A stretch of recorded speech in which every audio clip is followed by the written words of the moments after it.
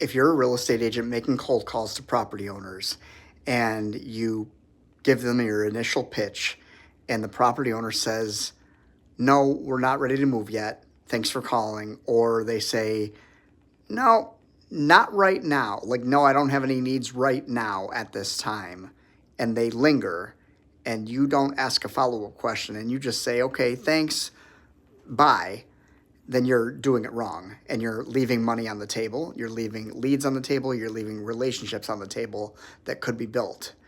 Usually, when somebody says, hey, I'm not looking to do anything yet, or I'm not looking to buy or sell right now, you know, sometimes you can say something. If they leave it hanging, there's like that little space where you can say, I gotcha. And I figured that because I'm calling out of the blue. Are you looking to do something like in the next 3 to 5 years? Or is it hard to say? And so that's what you want to ask, but don't say, are you looking to do something in 3 to 5 years? The question is, are you looking to do something like in 3 to 5 years or something? Or is it hard to say? You want to give them those options and you want to say, is it hard to say, trailing off in that way that I just did?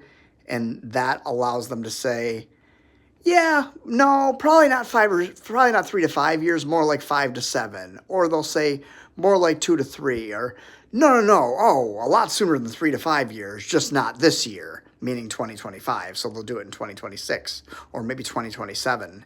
And then when they say, okay, gotcha, like this is what I'm going to do, then you finally got that out of them because you asked and they told you. And then you're like, okay, gotcha. One of the things I would say is, okay, like, so you're thinking more like 2026, 2027-ish. And they're like, yeah, okay, gotcha. And what if that move happens, and I don't say when you move. People in sales like to use assuming language and say when you move or when we list your house for sale. I don't like to do that. I like to say, if you end up making that move, even if it sounds probable, assuming that move ends up happening, like, are you looking to buy a bigger home? So after you sell your home, are you looking to buy a bigger home or buy a smaller home or make a lateral move?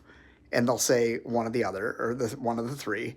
And then you're going to say, okay, gotcha. Are you looking to stay in the same area or go elsewhere? The point is you keep asking questions and you give them either or answers, and they will continue to talk to you and build relationship. And you're going to now sound like a consultant rather than a salesperson. Like, subscribe, take it to the bank.